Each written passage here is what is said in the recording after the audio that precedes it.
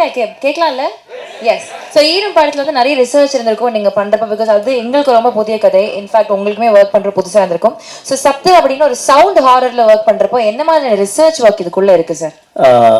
இது என்னோட ஹாரர் அப்படின்னு பார்க்கும்போது ஒரு ரியலிஸ்டம் பேஸ் தான் பண்ணுவேன்.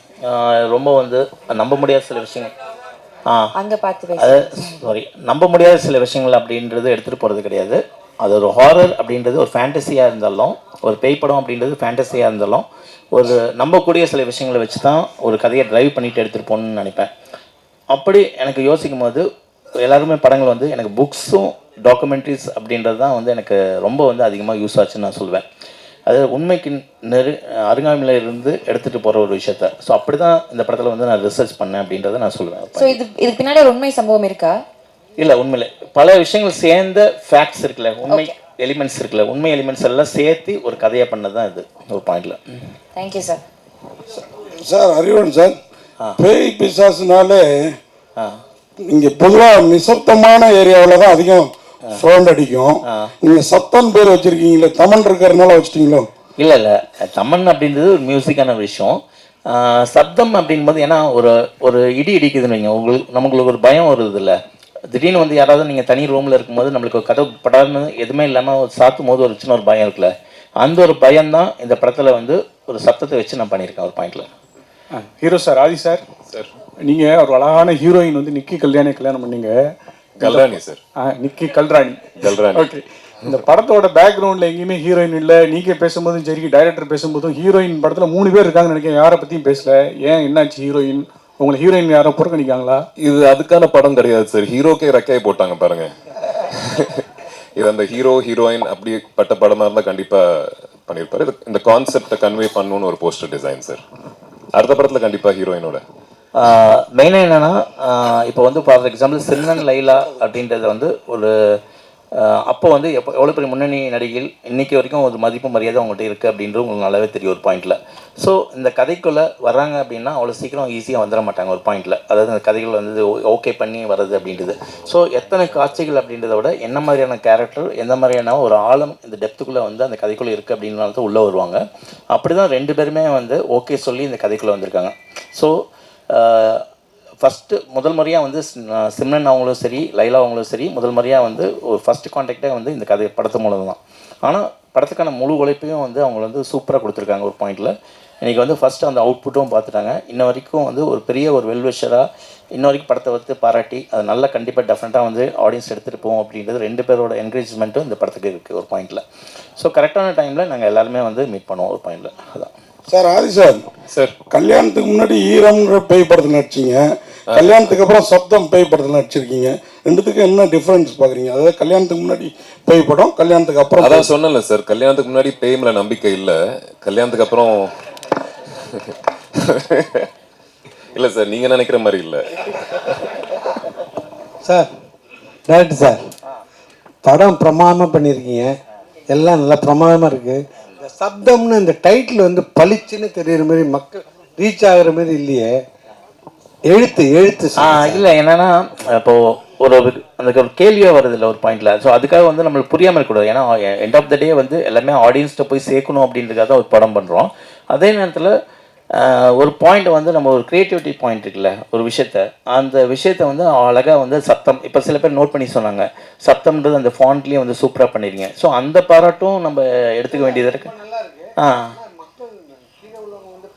இல்லை, அந்த இதுக்கு இது கொடுத்து தான் வந்து மதிப்பு கொடுத்து தான் வந்து ஃபஸ்ட்டே சொன்னாங்க எங்களுக்கு படிக்கிறதுக்கு முடியலன்னு. அப்போ தான் ஸ்பாண்ட்டை வந்து இன்னும் கொஞ்சம் பெருசு பண்ணோம். நாங்கள் பெருசுனா கொஞ்சம் இன்னும் புரிகிற மாதிரி கொஞ்சம் பண்ணோம் ஒரு பாயிண்டில்.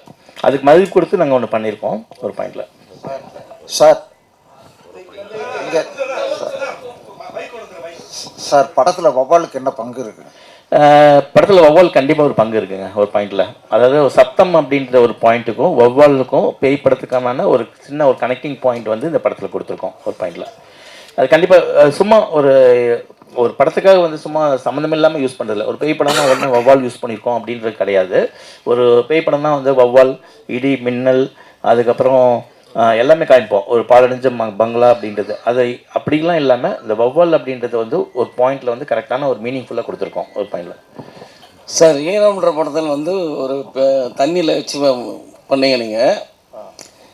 இப்போ இதில் வந்து இந்த வவ்வால் சம்மந்தப்பட்ட எல்லாத்தையும் வச்சு பண்ணுறீங்களே, அதனுடைய என்ன கதை சொல்லுங்களேன். கதை உங்களுக்கு டெய்லரில் கொஞ்சம் சொல்லியிருக்கோம். இப்போ நீங்கள் பேய் கதை, இந்த கதையை வந்து செலக்ட் பண்ணி எடுக்க காரணம் செலக்ட் பண்ண காரணம் தான். எப்படின்னா வந்து எல்லா டேரக்டருக்கும் வந்து ஒரு சின்ன ஒரு அடையாளத்தை வச்சுட்டே போவோம். இப்போ ஈரம் வந்து தண்ணீரில் ஒரு பேய் அப்படின்னு சொல்லும்போது ஒரு பெரிய ஒரு அப்ரிஷியேஷன், ஒரு பாராட்டு கொடுத்தீங்க, ஒரு இடம் கொடுத்தீங்க. ஸோ இப்போ அடுத்து ஒரு பேய் படம் கொடுக்கும்போது ஒரு சவுண்டு பேஸ் பண்ணி ஒரு சேலஞ்சிங்காக ஒரு படத்தை கொடுக்கணும் அப்படின்ற ஒரு பாயிண்ட் தான். கதை February 28 சார்.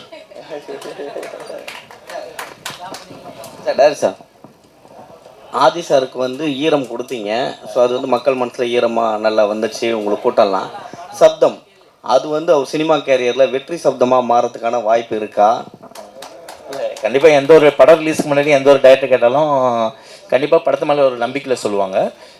எங்களால் வந்து ஒரு நம்பிக்கை வந்து 100% வைக்க முடியும். ஒரு நல்ல படம் கொடுத்துருக்கோம், அது படம் ரிலீஸுக்கு முன்னாடி ஒரு அருமையான படம் கொடுத்துருக்கோம், நல்ல படம் கொடுத்துருக்கோம். அது வந்து நான் சொல்கிறதில்ல, படம் பார்த்தவங்களை வச்சு தான் நான் சொல்கிறேன் ஒரு பாயிண்டில்.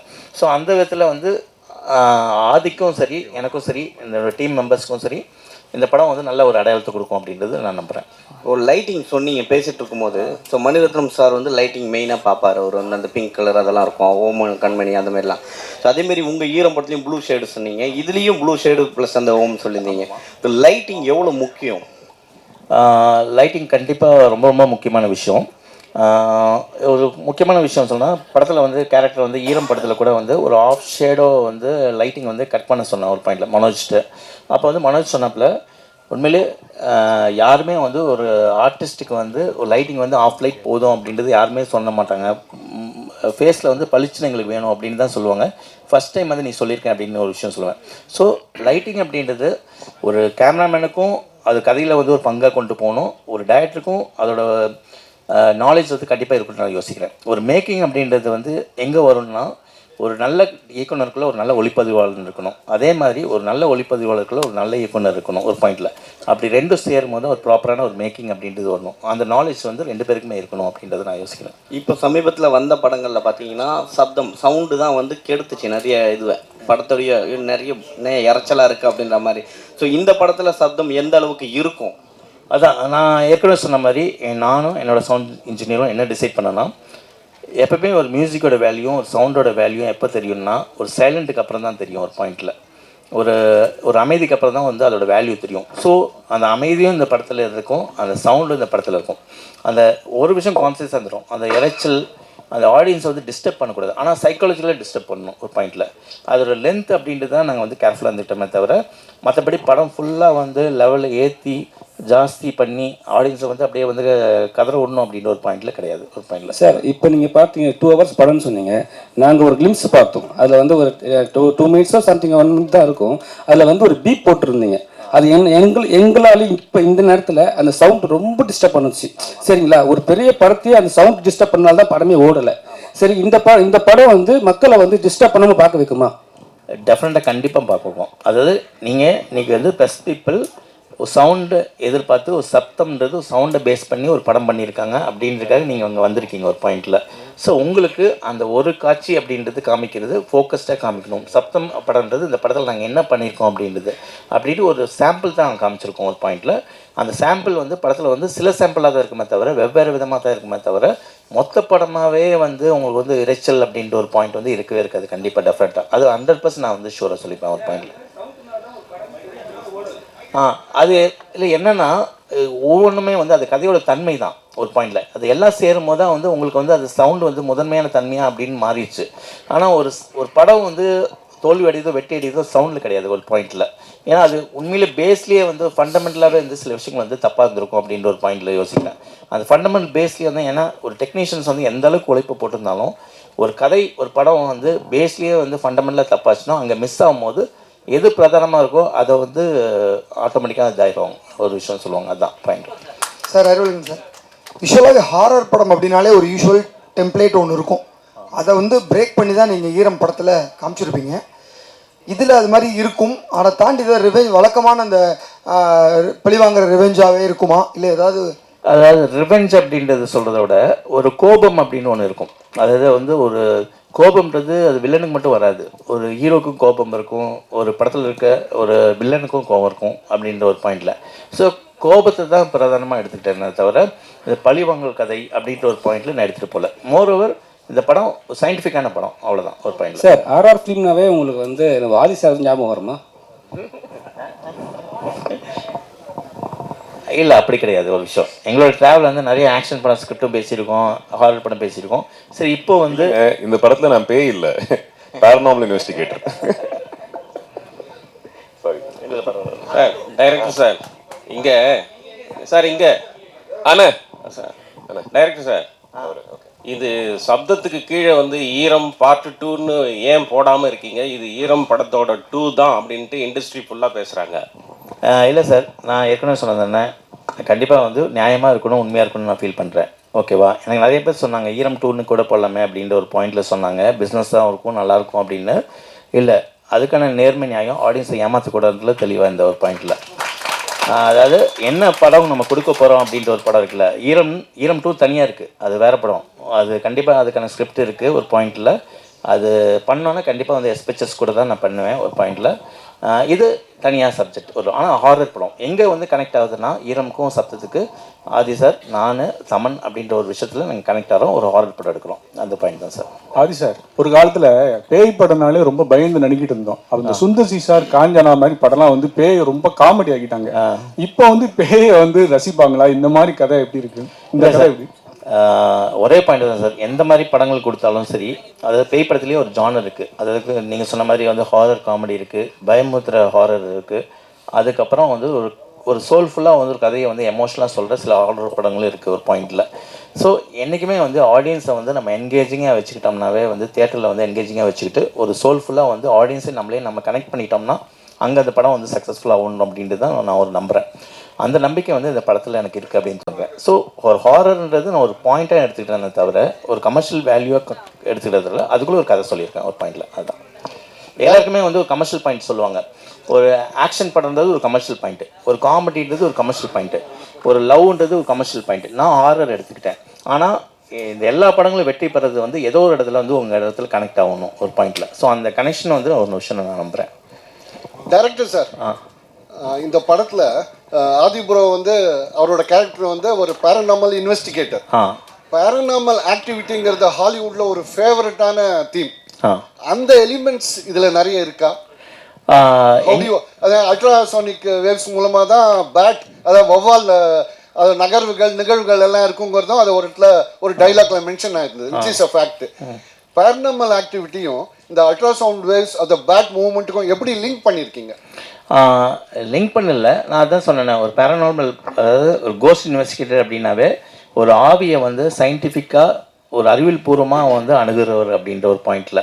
ஸோ அதை அணுகும்போது அவர் கிராஸ் பண்ணுற விஷயங்கள் எல்லாமே தான் வந்து நீங்கள் ட்ரெய்லரில் பார்த்த சின்ன சின்ன விஷயங்கள், அது படமாக பார்க்கும்போது ஓகே கோர்வையாக வந்து ஒரு கனெக்டிங் பாயிண்ட் வரும் ஒரு பாயிண்டில். ஸோ அப்படி தான். ஸோ எல்லாமே வந்து ஒரு எமோஷனலாக கனெக்டிங் பாயிண்ட்டாக ஒரு ஹாரிஃபிக்காக நான் சொல்லியிருக்கேன் ஒரு பாயிண்டில். சார் ஆதி சாருக்கு ஒரு கேள்வி. சார் ஆதி சார், நீங்கள் தமிழில் நிறைய படங்கள் பண்ணீங்க, படங்கள் எல்லாமே வந்து இட் வாஸ் கிரிட்டிக்கலி அக்ளைம்டு, படம் நல்லா போச்சு இல்லைன்றதை விட ஆதியோட ஆக்டிங் வாஸ் அப்ரிஷியேட்டட்.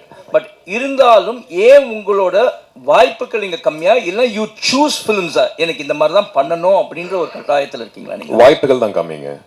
அதுக்கான காரணம் என்னவா நீங்கள் பார்க்குறீங்க சார்? தெரிலங்க, அது எனக்கு தெரியல. நான் ஓடிக்கிட்டு தான் இருக்கேன், கால் வலிக்கல, இன்னும் ஓடிக்கிட்டே இருப்பேன். ஐ திங்க் எக்ஸ்பெக்ட் பண்ணுறேன் நல்ல படங்கள், நல்ல வாய்ப்பு, நல்ல ப்ரொடக்ஷன் ஹவுசஸ்லேருந்து வரும்னு எக்ஸ்பெக்ட் பண்ணுறேன். என் வீடு இங்கே தாங்க, நான் எங்கேயும் போகல. நான் தெலுங்கு படம் பண்ணணுன்னா ஃப்ளைட் ஏறி ஷூட்டிங் பண்ணிட்டு திருப்பியும் வீட்டுக்கு தான் வருவேன். ஸோ இங்கே தான் இருக்க போகிறேன்.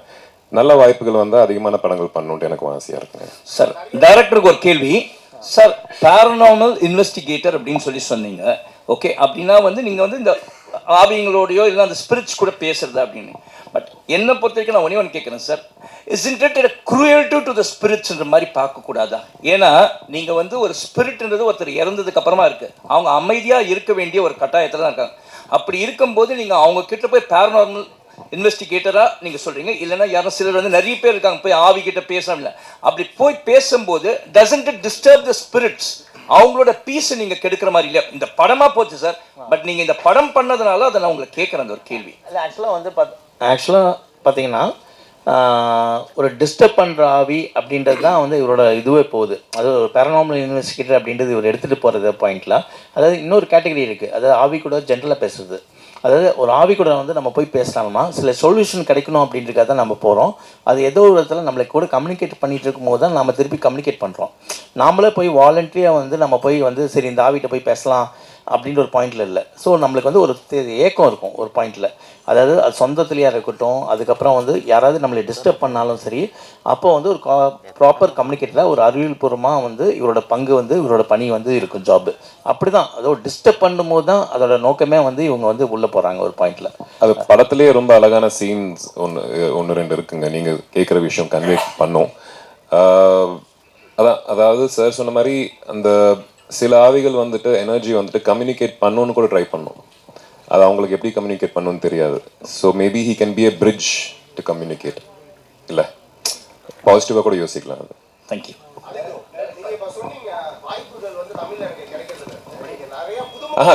கம்மின்னு சொன்னாங்க. கிடைக்கிறது, இது தமிழ் படம் தானே.